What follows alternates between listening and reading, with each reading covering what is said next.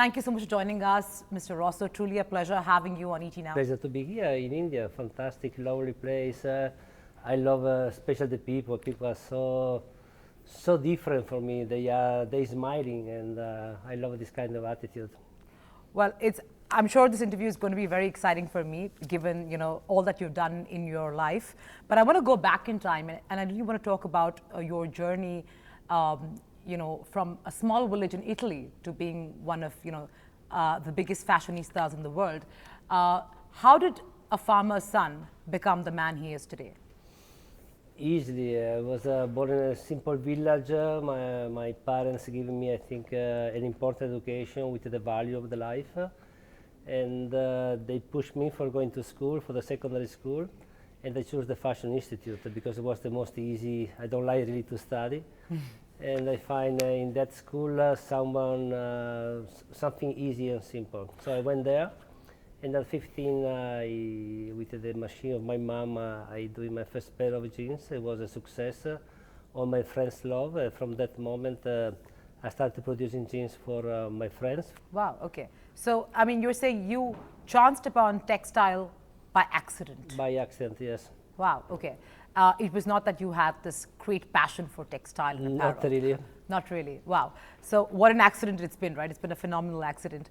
But moving on, so you finished your studying, you finished your academics in this Institute of Textile, and then you moved on to work with a very renowned company. I went to university to study economy, but just after less than 1 year, I find my first job in the fashion, and I'm still there.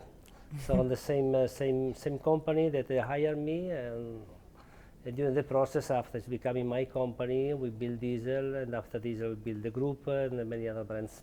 Right. So I want to go back and talk about your first business venture even before Diesel, and that's really, I want to talk about the first pair of jeans that you actually made, I think on your mother's sewing machine, Yes. Correct me if I'm wrong. And I really want to go back there because while that might have been an accident as well, that accident has obviously helped you a lot in terms of where you are today.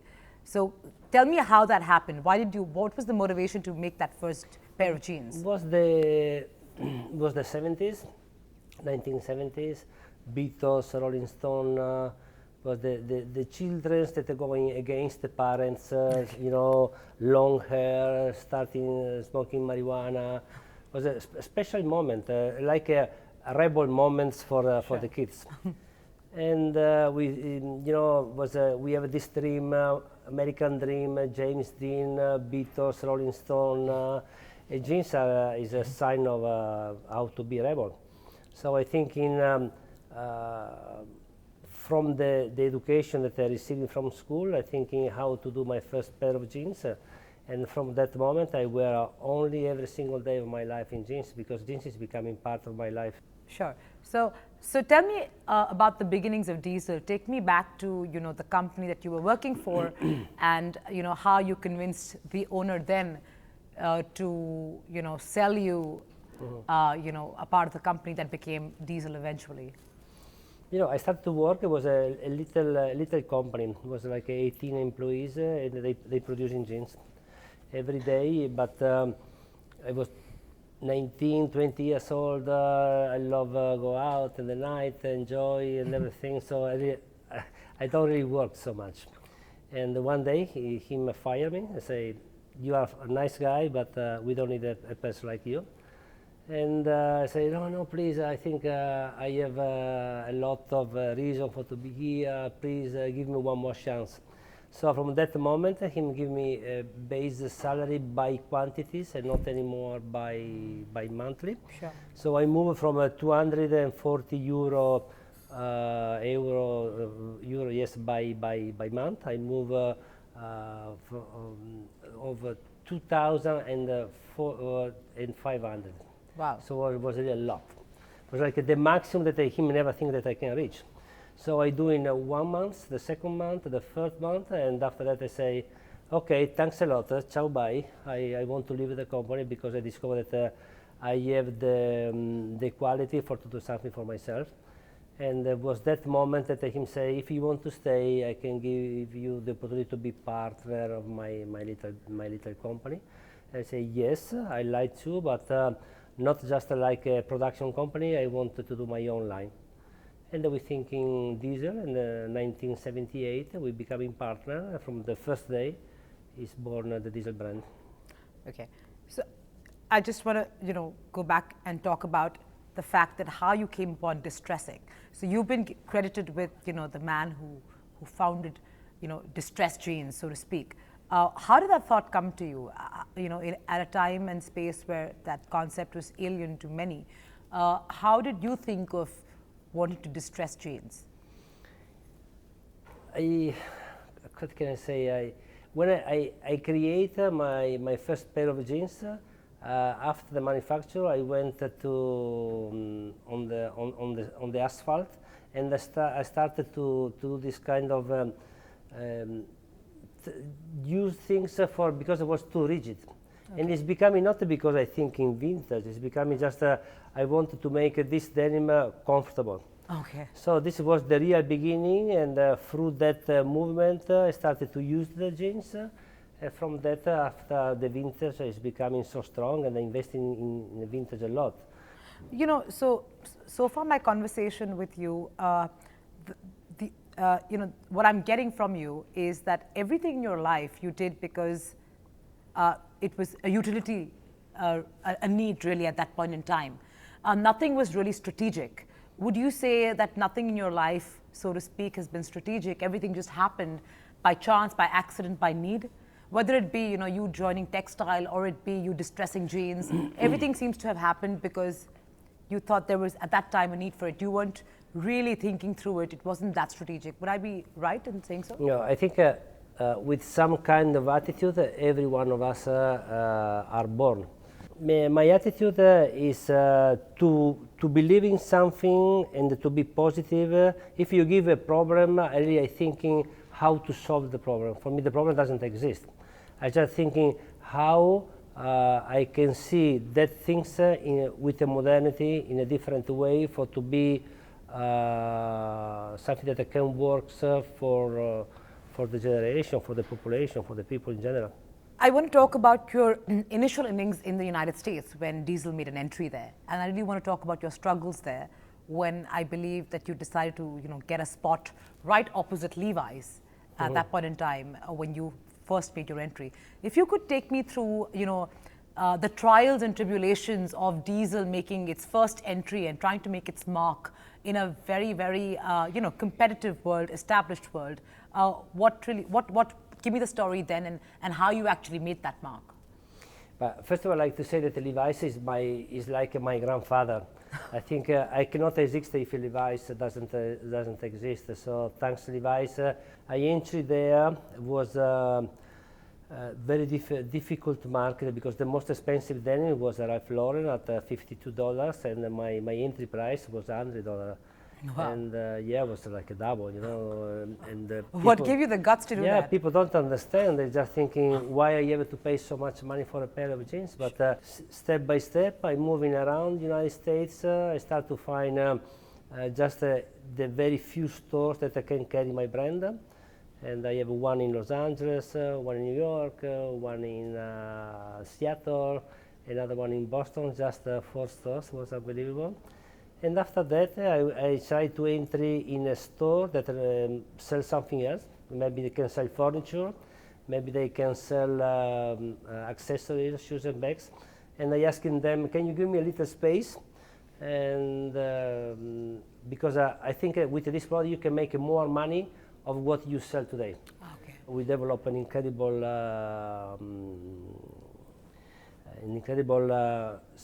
strategy of distribution in the United States that doesn't exist. So I think diesel have also United States the respect because we really training the distribution to evolve in a different direction.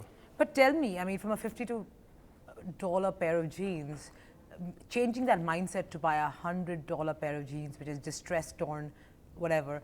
How did you make that change? When was that turning point where people said, oh my God, this is awesome stylized jeans and I should buy it? Yeah, but when you take the 52 and you take the 100, right. I can show to them so many different quality points that maybe they don't recognize immediately, but if I show them, they started to understand. So, you know, Diesel became very big. Of course, it's one of the leading brands today. But, you know, you did have to reinvent the brand a few years ago. Tell me what was the need for you to reinvent the brand? What was the brand going through, and how is it today? You know, a few years ago, the brand was 35 years old. And after 35 years that I ran in this brand, the brand started to become a little bit tired. And also for my fault, because I started to investing in other brands, in other company. So I became more an entrepreneur of a group that are not just an entrepreneur of one single company. And I feel at that moment was the time to refresh the brand, to give a new energy. And now we have redone this process. We rebuild up the brand. It's becoming more premium. We cut all the distribution that was not in line for who we want to be. And now we start to see again the coolness. The last campaign for me makes so happy because it's like when we starting to do advertising campaign that the whole world was crazy about our communication. I want to talk about that because, you know, you launched your campaign on Pornhub, which is, you know, pretty bold and out there to do, and not many people would actually do that. What was your motivation to launch your campaign on Pornhub, and what was the response, and how did it translate for you in terms of, let's say, brand recall, imagery, and bottom line, which is sales? It's not a crazy idea. It's just to see the reality of the market. Even today, go to the porno channel. Is the way that today young people doing sex at the night. So 40% of the young people on the big town, they have sex in the night through this kind of channel. So it's just to be there where are the consumers. It's not that we go in there and we do a porno advertising. We're there with our face, with our simplicity, with our lifestyle. So we don't change our advertising. We just there like a channel where the communication, the population today is working for us. So do you think that campaign, you know, placing it on Pornhub actually helped Diesel? Of course, so we gain incredible respect and we have we see drastically increase 30% of the sales. Oh wow, okay. Yeah. Okay.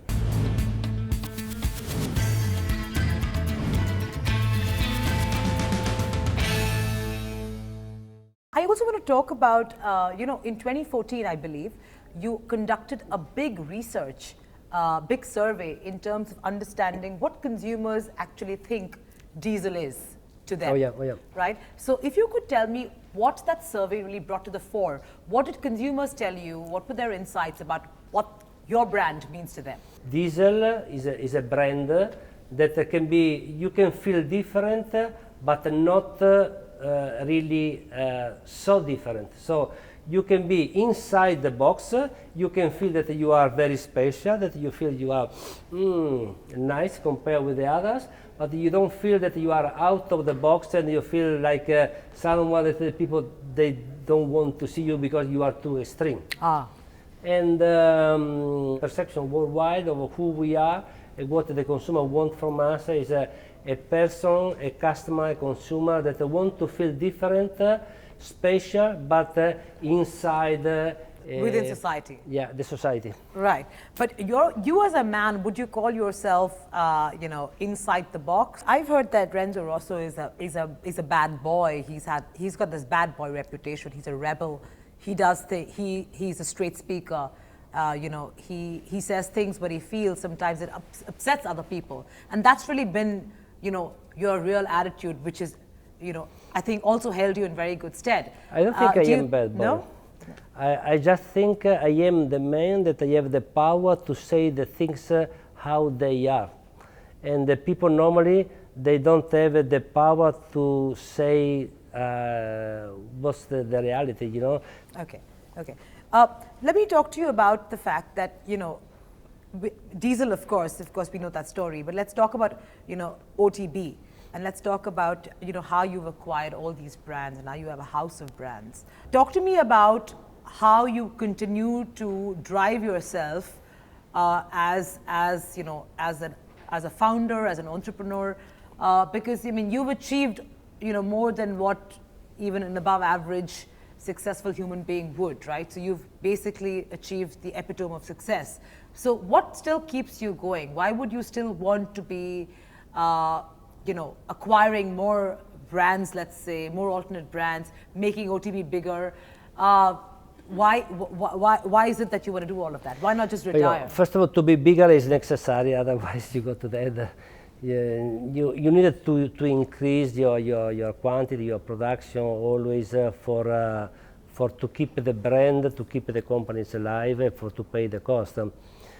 Second, what keep me still in love with what I'm doing, that every season we working for to be what the market need, and this I think to work in the fashion is very special, because every 6 months you have to prove that you are alive, otherwise the other competitors, they can pass you over. And the last side, that is my side that today I spend also a lot of time, is the social side, where we are very much involved in helping people that have a problem. We have our foundation, thanks to the Dalai Lama, that driving me to build the foundation. I believe the Dalai Lama is a good friend of yours. Is that true? Yeah, we met like every year. I am not a Buddhist, so, but I just love this man. I love the attitude. I love to speak with him, and him is like was a good mentor for me. Who do you think today is your biggest competitor in the business world? So many. I think today. But who you find a worthy competitor? I think the French group. I think they are so great. They are so fantastic. They are so big that we are not. But we have our policy. Our politic is we cannot be big like they are, because they are two giants today. But I drive my people for not to be a giants, but for to be cool. And I think today, especially now, to be cool is more interesting than to be big. Would you say the luxury segment today is going through a very tough time? It's a particular moment.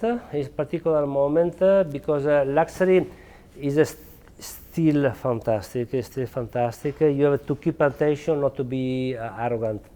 But would you say that with China being saturated, and their factories looking at more high street brands, today luxury broadly globally is going through some turbulent times?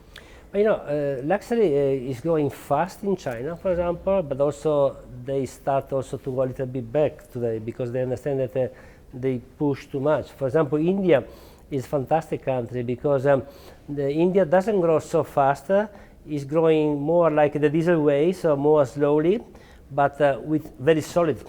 So you grow and you gain respect.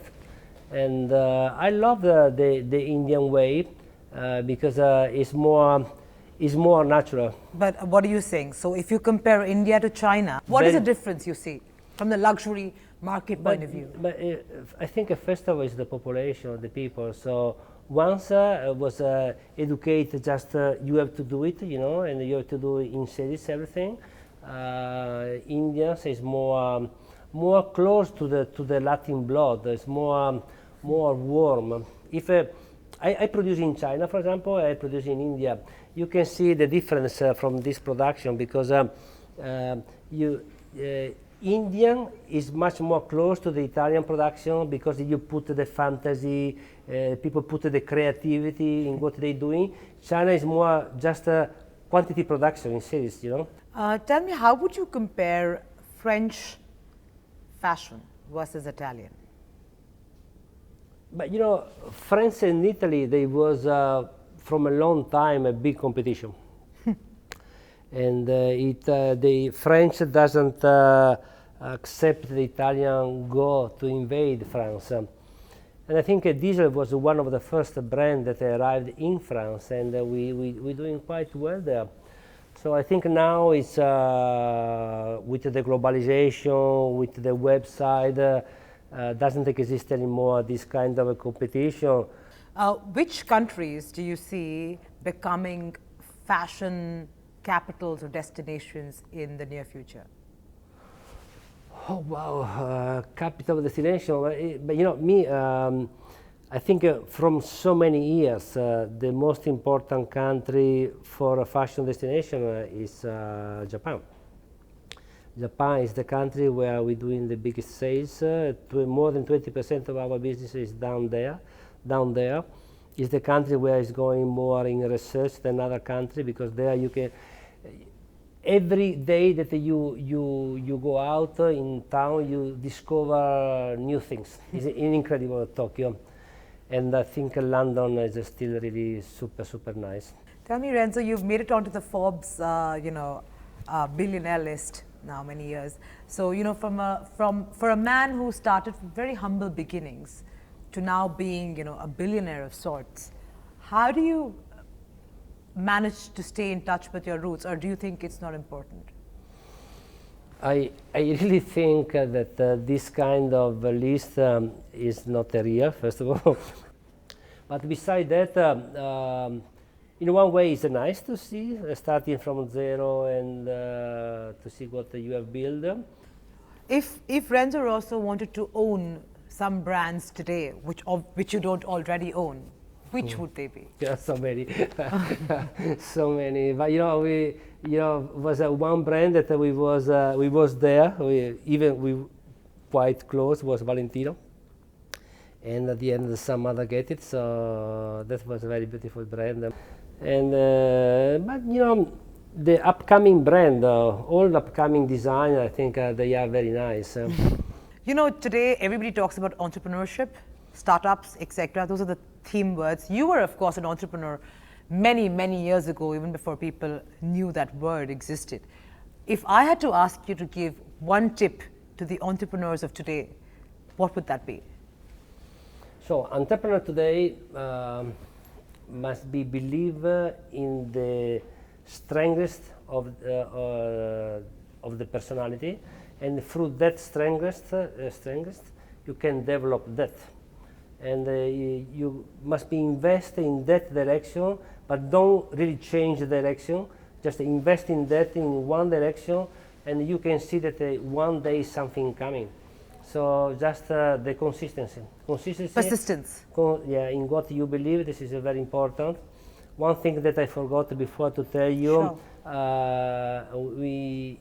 We have a lot of other investments, of course. So one company that I am very proud of is H-Farm. H-Farm is a company where we really invest in startup. We have young people where they have a crazy idea, so they come there, and we give for 3 years. So we invest in them, and we give the money for develop the idea.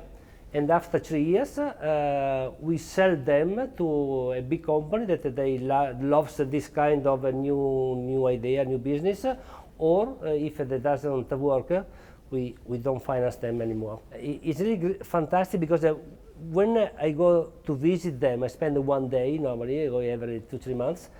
You coming out after this visit full of energy, and you go back to your company and you say, wow, you feel how old you are.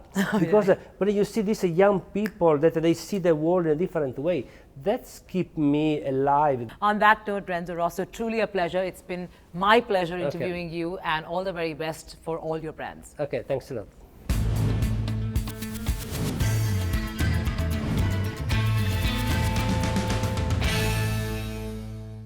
Find us on Facebook at facebook.com/etnow, and don't forget to click the like button. You can also follow us on Twitter at etnowlive. To stay updated with all our programming, hit the subscribe button on our YouTube channel by logging on to youtube.com/user/etnow.